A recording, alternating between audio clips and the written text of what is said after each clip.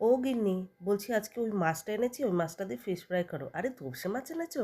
আরে হ্যাঁ, তোপসে মাছ এনেছি, যাও যাও তাড়াতাড়ি ফ্রাই করো। বাবা, এটা তো তোপসে মাছ না, এটা তো আমুদি মাছ। আরে আমুদি মাছ দিয়ে কিভাবে ফিশ ফ্রাই করবো? আরে বাবা পারবে, তোমার হাতে জাদু আছে।